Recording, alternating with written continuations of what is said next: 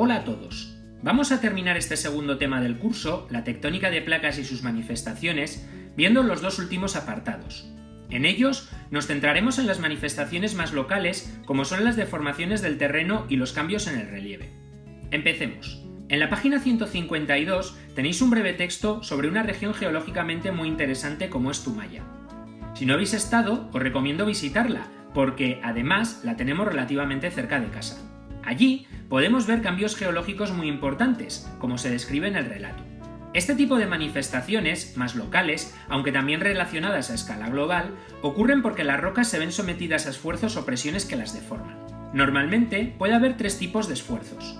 De compresión, cuando las fuerzas son convergentes, hacia adentro, y tienden a cortar la superficie terrestre. De tensión, cuando las fuerzas son divergentes, hacia afuera, y tienden a alargar la superficie terrestre. Y de cizalla, cuando las fuerzas van en direcciones paralelas, pero sentidos contrarios. Estos esfuerzos producen deformaciones en las rocas, es decir, cambios de posición, forma o volumen. También hay tres tipos principales. Deformaciones elásticas, cuando el material se deforma al ser sometido al esfuerzo pero recupera su forma original cuando éste termina. Deformaciones plásticas, cuando el material se deforma al ser sometido al esfuerzo y no vuelve a recuperar su forma cuando éste termina. Este tipo de deformación se ve favorecida por el agua y las altas temperaturas. Y las deformaciones por fractura, cuando el esfuerzo hace perder la coherencia interna al material y éste finalmente se rompe. Los esfuerzos cambian la disposición horizontal original de los estratos. Es por ello que cuando queremos estudiar un estrato debemos analizar dos parámetros. La dirección o ángulo que forma cualquier línea horizontal del estrato con la línea norte-sur. Se mide con una brújula y en sentido a las agujas del reloj. Y el buzamiento o ángulo que forma la superficie del estrato con el plano horizontal. Se mide con un clinómetro y se indica con el sentido en que se desplazaría una bola sobre el estrato. Centrémonos ahora en las deformaciones. Nos interesan las que modifican el estrato de forma permanente. Si las deformaciones son plásticas, se forma un pliegue, una ondulación de las rocas del terreno por un esfuerzo de compresión.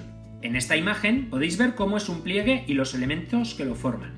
Entre ellos destacan el plano axial, un plano imaginario que divide el pliegue en dos mitades tan simétricas como sea posible, la charnela, la zona de máxima curvatura del pliegue, el eje del pliegue donde se cruzan el plano axial con la charnela, los flancos, las áreas situadas a ambos lados de la charnela, y el núcleo, la zona más interna del pliegue.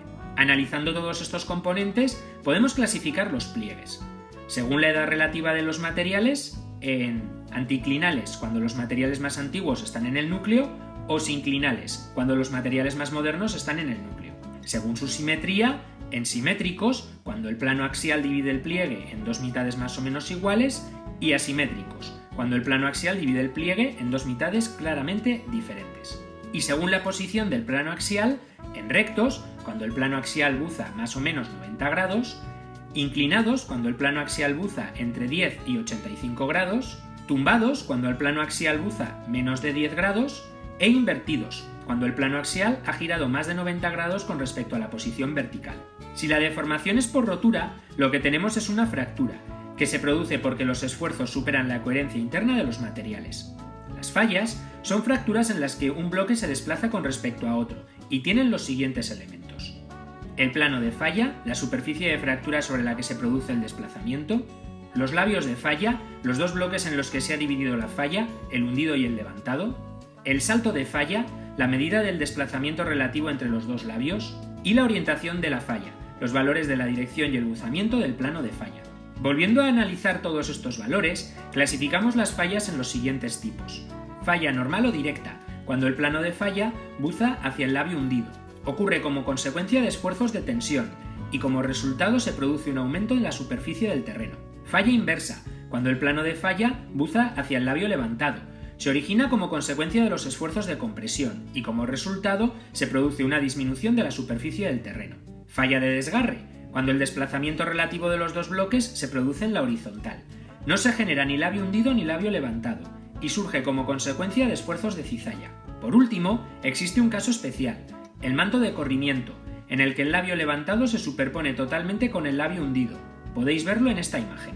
Pliegues y fallas son las manifestaciones más importantes de la tectónica de placas a nivel local, pero hay muchas más.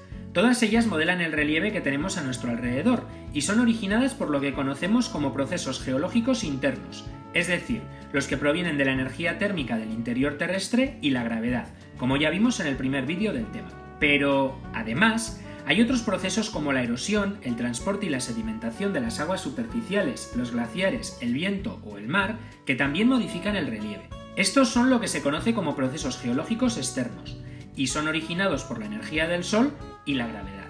Finalmente, indicar que en ocasiones ambos tipos de procesos actúan unos frente a otros, pero también conjuntamente. Por ejemplo, la elevación de una cordillera activará su erosión. Es por ello que tenemos manifestaciones del relieve tan impresionantes a lo largo y ancho de todo el planeta como puede ser el Gran Cañón del Colorado en Estados Unidos u otros más cerca de casa, como la Foz de Arbayún o las playas de Zumaya que hemos visto anteriormente. Os animo a que las descubráis cuando salgáis de excursión para apreciar las maravillas que la actividad geológica del planeta puede generar. Con esto terminamos esta segunda unidad del curso.